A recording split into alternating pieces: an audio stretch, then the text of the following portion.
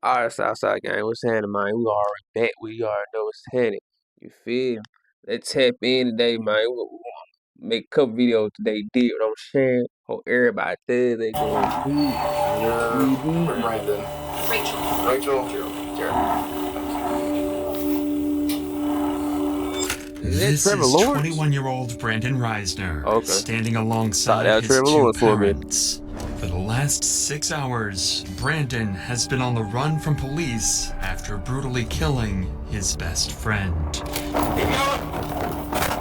You jumped the fence. God damn, his best friend. What the hell his best friend do to him? And as Brandon's parents learn their son is an alleged killer, all they can do is pray as they patiently wait for their son's fate. Damn, Trevor Lawrence twin out here killing his best friend and stuff. What's going Rachel, on? Jeremy, y'all can have a seat out here. Would you like to talk in private? Damn, Pop.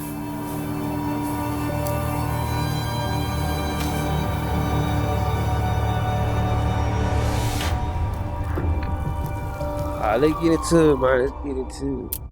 Coding? Nah, just vibey. Meet Codrec, your new AI builder.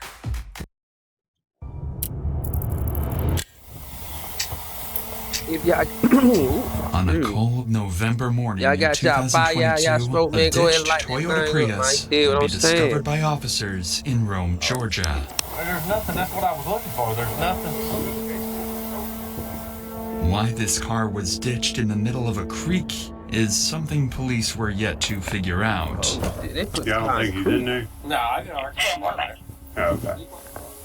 Son's name's Aaron They Davis. put the car. Supposed to be coming to Rome to see some friends and going to Alabama to see his girlfriend. I don't think you made it there. Nah. I wonder where why his car's down there. Crazy thing is, there's nothing. I mean, there was no acceleration. It's almost like it just. Just broke it off in there or something. Yeah. Did it go all the way up in park or something? Yeah, I mean, there's lights on like it's, but it ain't running. I rode over here to see what was going on. He was down there changing out the trash.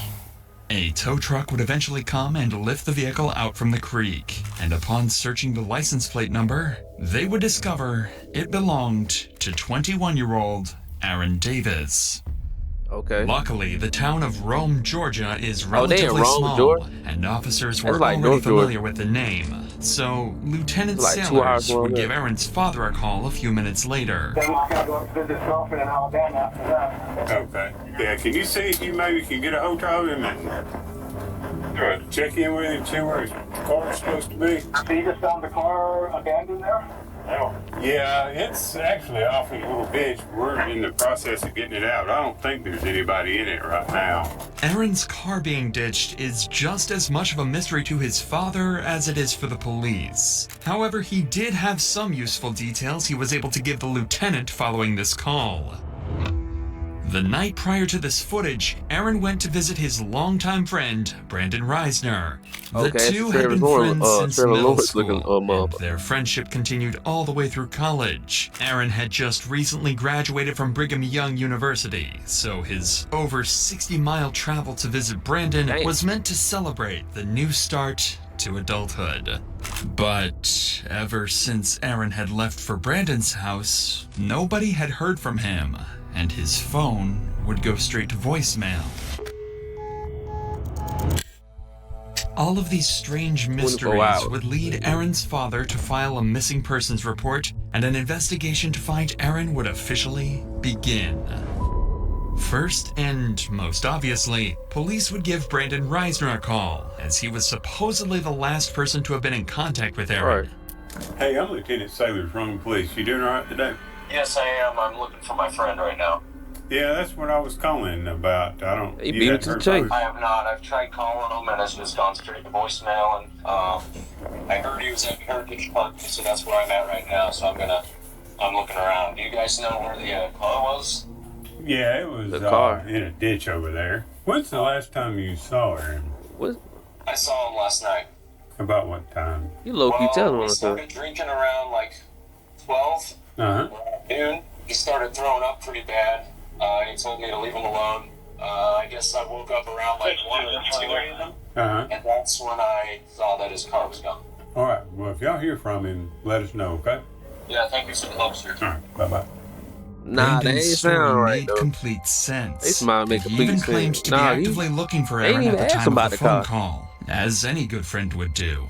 It seemed like Brandon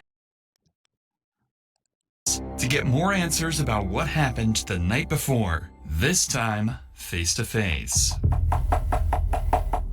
Hey, what's going on? I'm Officer Garber, the Rome Police Department. We're following up on all this. Can you walk me through what's going on? Just make sure we're all on the same page. We started drinking Yeah. around 12 yesterday. Yeah, it's you and Aaron, right? Yeah, me and Aaron. Okay. Anyone else with you guys? See me tell the truth. And went to bars, and I had bought some red wine. Yeah. And Nigga look dark. started drinking red wine. He doesn't drink too often, so Yeah. he had gone upstairs and was just puking everywhere to the toilet. It was like standing up and puking for some reason. I went downstairs and he told me that he doesn't need any help. I went downstairs, dropped a bottle, cut my pinky, Mhm. and I went to the urgent care this morning, took a shower, went to bed.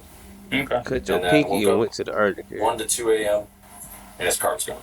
Despite Brandon's strange demeanor, Aaron's actions last night connect with the ditched car and lack of response for the last 12 hours. If Aaron was a light drinker and got heavily intoxicated, who knows what he could have done while completely by It himself. sound So, like how Cal. long have you and Aaron been friends? We met when I was in 5th grade.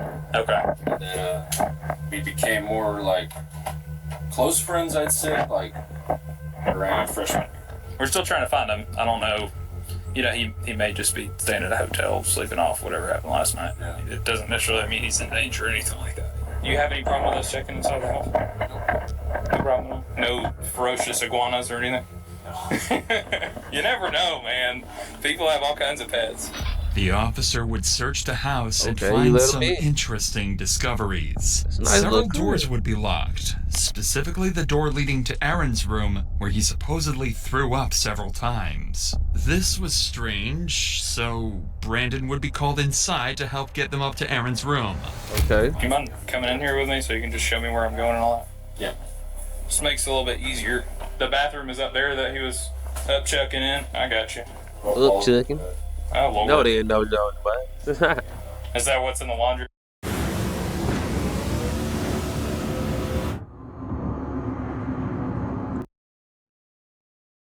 Right now, I guess. Okay. Officers would notice a strong chemical smell coming from the room and find excessive amounts of cleaning Damn, supplies. they popped but up at all of that College would Living. mean nothing compared to what they found next. yeah, they fine. There's a significant amount of blood next to the bed, too. Oh my. Decent. More than just vomit all the way over here. Looks like it's been there a while, but it could have been throwing up blood, I guess. You did it in the So, room, boy. It's weird to be throwing up blood like that. Not to mention, if he had alcohol poisoning, he wouldn't have been able to get up and move around this morning. Especially at 2 or 3 in the morning. He's poured powder right there, too. Right now. The cops are starting to find the whole scenario awfully suspicious. The odd story from Brandon, the puddles of blood in Aaron's room, the hundreds of dollars worth of cleaning supplies. It seems as though Brandon sensed the officer's suspicion arising as well, as when Aaron's room was being searched, he decided to do this. What do you do? Why you just staring at his ass, man? Oh, my knees. My knees. No. This nigga ran, bruh. This nigga said, oh, my knee. He got hell on. Oh, hell no.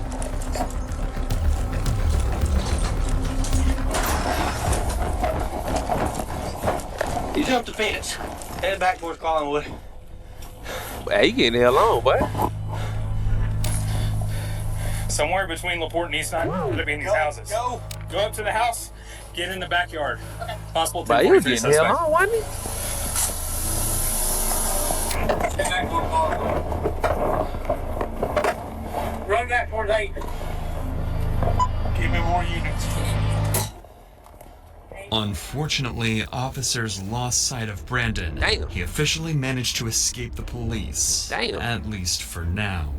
Desperate for any leads that might aid in finding Brandon, He got police these began hell going on, door boy. to door around the neighborhood, questioning witnesses who might have caught a glimpse of where he had fled. During this effort, one officer encountered a neighbor who happened to be on a call with Brandon's father, Jeremy. Oh, my. Quickly, the officer took the phone to speak with him directly. Hey, sir, I'm Lieutenant Saylor from police. Hi, I'm Jeremy Reisner, the homeowner, Yes, and my Brandon's father. Yeah, we're probably going to need to talk to Brandon. Do you know where he is? No, I thought he was still at home. Now, earlier we had told him maybe drive around the areas where they normally hang out and try to look for him for Aaron. Okay, we'll keep trying to get hold of him. We're still about an hour away, working our way there. Even Jeremy was clueless regarding Brandon's whereabouts, and seemingly so was everyone else, as an entire hour would go by with Brandon nowhere to be found. You got the hell on, boy. I heard you may be a doctor or school. I am. Okay. It's Mom.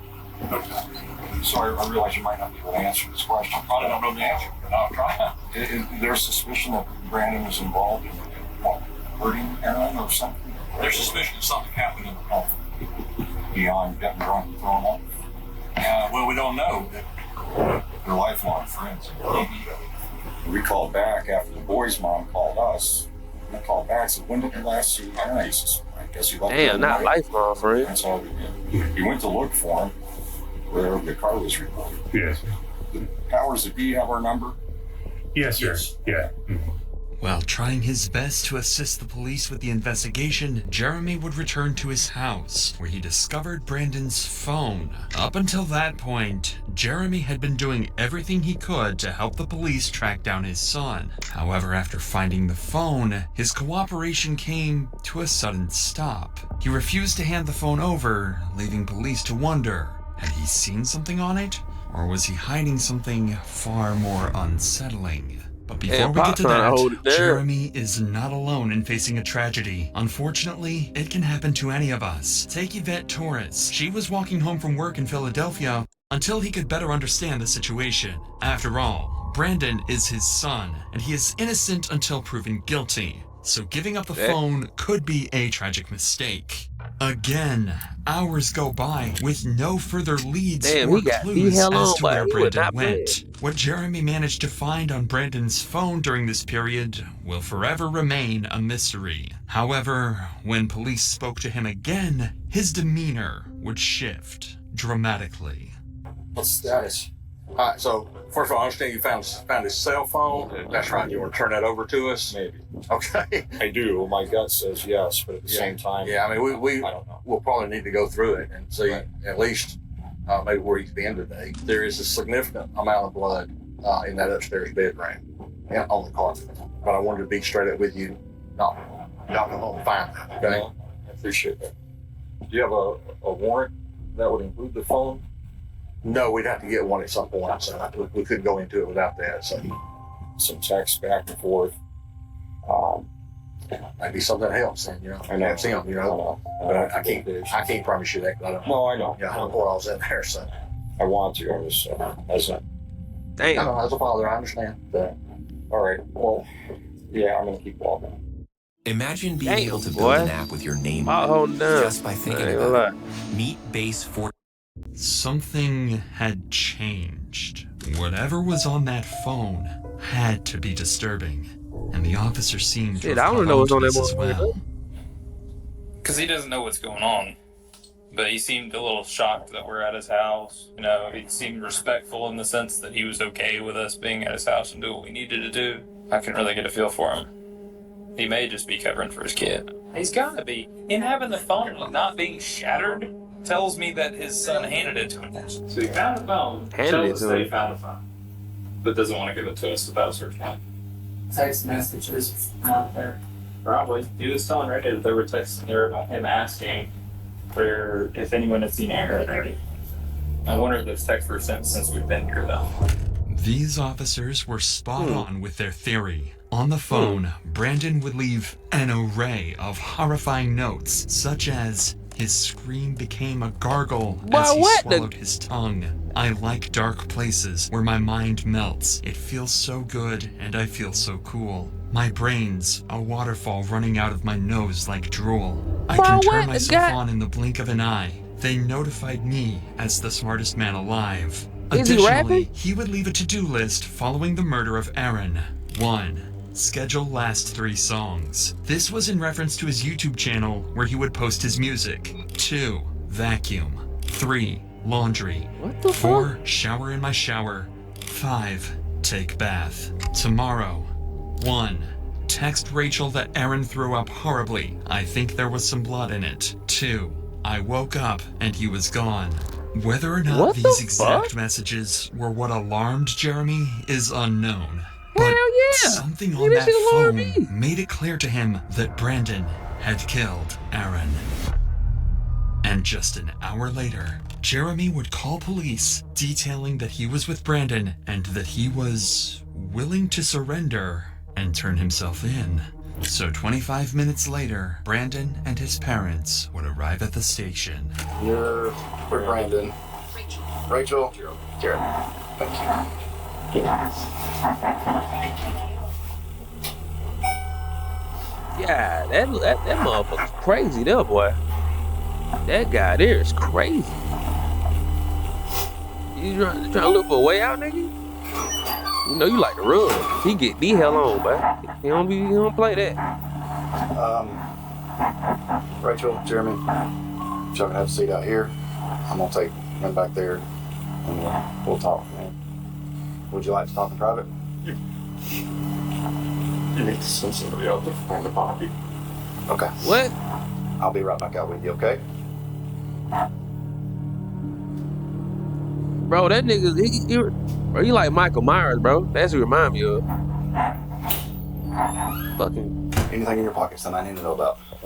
Wallet and keys. I would not want to be in a room with this man alone. Anything else? Oh, he got a gun on, so he's straight. Get tripped in. Go ahead, have a seat.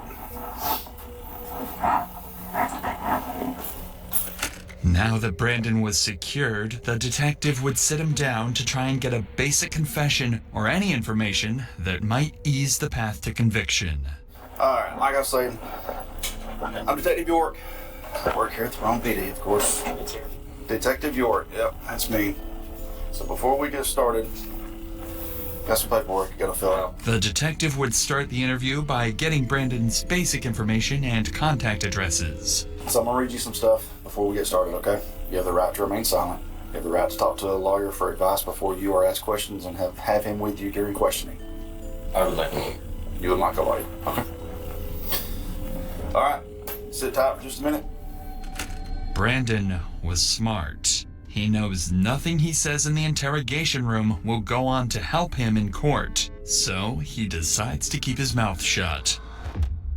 While this is unfortunate for the detective, Brandon's parents are more than willing to have a discussion with him. So instead, he turns his attention over to them to try and get the information that he's looking for.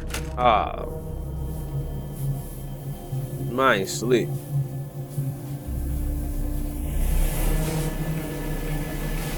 Mine is slick.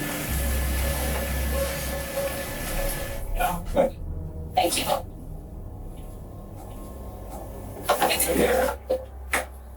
There's a lot going on right now. Anything that we can do to y'all right now. Think you're fine. I can take you out. Try to show you. I can try to show you. You can try to show us The general area, yeah. Okay. There's that old Yeah, he put him in the cemetery. cemetery. Up the hill. You turn left. Trendle, something like Trendle. Okay. We can show you all that. This statement from Jeremy was crucial information to track down Aaron's body. But as valuable as this information is, The detective recognized the importance of capitalizing on the opportunity to gather as much from Jeremy as possible while he remained cooperative. With this in mind, he shifted his focus to delving deeper into Brandon's personal life before turning to search for the body. Brandon had been brought home from college because he was having anxiety attacks, he was having suicidal thoughts, he was having visions. Brought him home to make it safe. I get his medications right. Got a call from Brandon this morning at 9 or 10. He was asking about one thing out. So they had a drink. He didn't want Dad finding out. He was went upstairs and recorded it. That's all we heard. And then an hour or two goes by. And boy's mom calls us. Or I called Brandon back on the meeting after he got murdered. So, you know where Aaron is? He says, no. Together around 5. And we were told that Aaron had run away. Brandon ran from the house, ran from the police. You already knew that, Cap. His body is luckily there. He's mentally unstable. He has Tourette's. Since he was a kid. Diagnosed as a kid. Really? And with that comes OCD, and people say they have OCD all the time. They don't understand. And so they live with that. This raises the possibility that his actions may have been influenced by mental instability. However, it's important to consider the context. Jeremy's statements could be an attempt to have Brandon plead insanity in court. Therefore, it's essential to approach these claims with a grain of salt, as they may not fully reflect the reality of the situation. Regardless, police now had an approximate location of where Aaron's body should be, so all hands went on deck to search the cemetery Jeremy had described. Aaron was found buried in the cemetery, behind a secluded area in the back of the property. Even worse was that his body was wrapped inside the very sheets he slept on in Brandon's house. The speculation had come to an end. Brandon Reisner was a cold-blooded murderer. Right after this discovery, Brandon was placed under arrest for the murder of Aaron Davis and transported to the local prison. But the cops found his behavior very unconventional. Michael Myers there, boy. Right.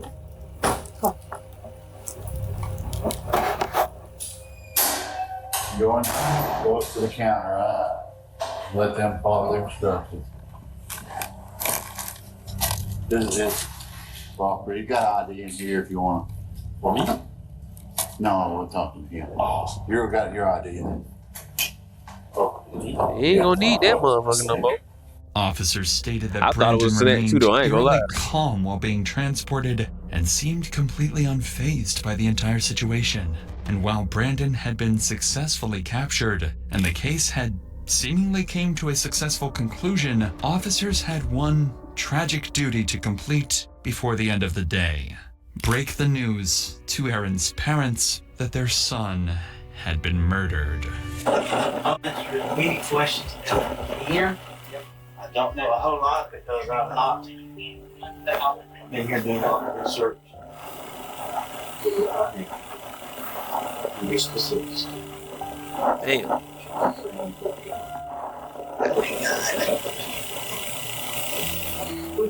Why would he do that?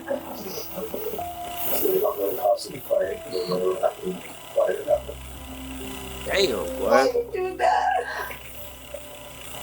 We need my son. The family needs him. Oh my God. Aaron was a recent college graduate and a good kid with a bright future ahead of him. His sudden death is nothing short of an evil, horrifying act on Brandon's behalf, and justice had to be served for Aaron's and his family's sake. Boy, I can see goddamn about 10 years he got no transformed to a Michael Myers. That nigga possessed, boy. Oh no.